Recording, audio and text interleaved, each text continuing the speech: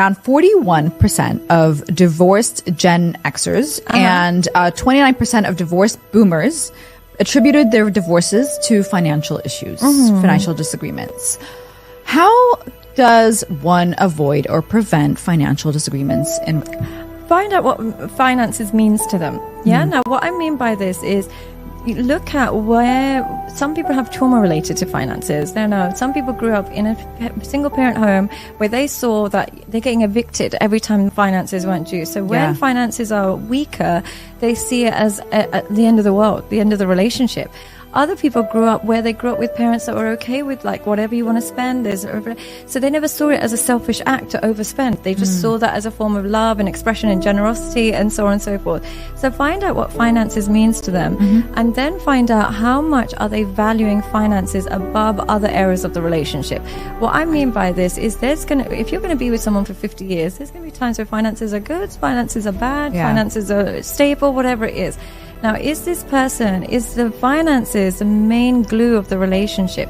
And now, the finances might not be the issue. It might be the fact that because of finances, now we can't afford childcare, or now the kids are going into bad schools, or now I'm overburdened. So think about the consequences of the finances and see if you can, reel those in. But really figure out what is it about the finances is causing problems. Now, if you have a partner that is upset about finances because they can't enjoy extra luxuries, then the partner and you may not have been compatible to begin with. But if they're upset because the finances is now meaning that they're overwhelmed, they can't look after themselves, you can't have a sex life anymore because you're so drained with work, it's because the finances is spilling over into other areas of the relationship.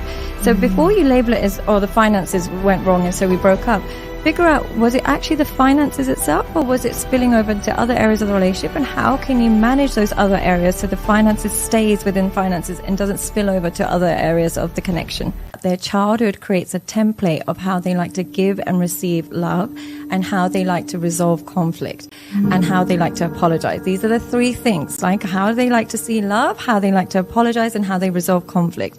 Now, that childhood template means that no matter how much you push or pull, until you understand their triggers, your relationship can always feel a little bit like a roller coaster. But when you take the time to understand that they may have pre-existing triggers due to some experiences in their childhood or some experiences with their parents that makes them hypersensitive to abandonment, or might make them hypersensitive to silent treatment, they don't enjoy it, or makes them yell more than they should, you'll realize that their behavior is not entirely personal. It's not because of you. It might be because of something they're struggling with. And then you'll be able to look at your partner in a more compassionate and understanding manner and resolve conflicts, and then have a more enduring, long-lasting relationship. But without that perspective, unfortunately, every fight feels like a thunderstorm, and every resolution feels like pulling teeth, when it could be a lot easier if you speak the language that they understood when they were children. Be asking ourselves what our traumas are. That's a better way to do it, is if you ask yourself, what is it? How do I like to, how much separation can I handle with my partner? Do I like to be really separate, or do I like more closeness? How do I resolve conflict? Do I prefer to just leave the fight and have some time out, or do I need to fix it right there and then? Do I yell and get personal? Do I say mean things? Or am I somebody that holds everything in and then eventually explodes? What do I do? And then how can I give my partner almost a psychological manual on what they can do to make our relationship a lot smoother, and you meet them in that same place? I know it sounds really boring and really clinical. It's so interesting. But if you do that, it does make life a lot easier for you. When your self-esteem is high enough. Yeah, the moment your self-esteem is high enough, what it will do is allow you to express yourself in a manner that tells people what you prefer and what you don't want, and they are most welcome to meet your needs. But if they're not, we don't have to yell, scream, force anybody. But the moment you have that level of self-esteem where it's not about holding on to this person, I don't care if I put this person off or like make them hate me or they get off me.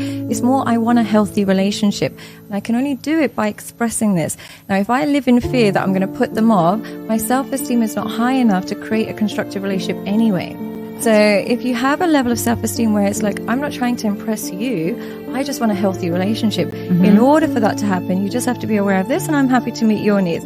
If you live tiptoeing around that, your self-esteem is probably not high enough to be in a strong relationship anyway. Afraid of that are the ones that keep falling for the gold diggers and keep having that. Because why? Because they are too focused on physical beauty and physical relations. So they keep getting ruined from it, and then labeling all women as that. But the thing is, when they have a woman that's broken, a part of them feels fulfilled and feels like, okay, I know that the only way to keep her is I can fix her life. And one who's already fixed is like, how do I get her to depend on me? So there's a part of them that their self-esteem grows from fixing her life. But you got to remember, those people who use you to be fixed are not actually attracted to the person who gives them everything. This is what people are doing right. Firstly, they do have a head start from their childhood. They naturally have a head start. And what I mean by that is they came from an environment that genuinely, they learned to trust people early. There was some exposure to parents and caregivers that led them to believe that they're worthy of love and they can trust people with love. And so they come with that template. The second thing I would say is they have a mentality that accepts monotony. And what I mean by that is they don't expect long-lasting love to look like new, novel attraction. They can make that really big distinction. They know that that novel excitement from early stages of attraction is different to long-lasting committed love. So when they make that transition, they just see it as the next step of their journey, and they're willing to make that progress. Whereas other people get so addicted to the novel attraction, or they believe that's the only way to express love, that as they go into the more smooth stage, they get uncomfortable and they feel unloved by that stage, and therefore they seek new relationships. So they're really appropriate. They really understand novelty, like that novelty isn't essential.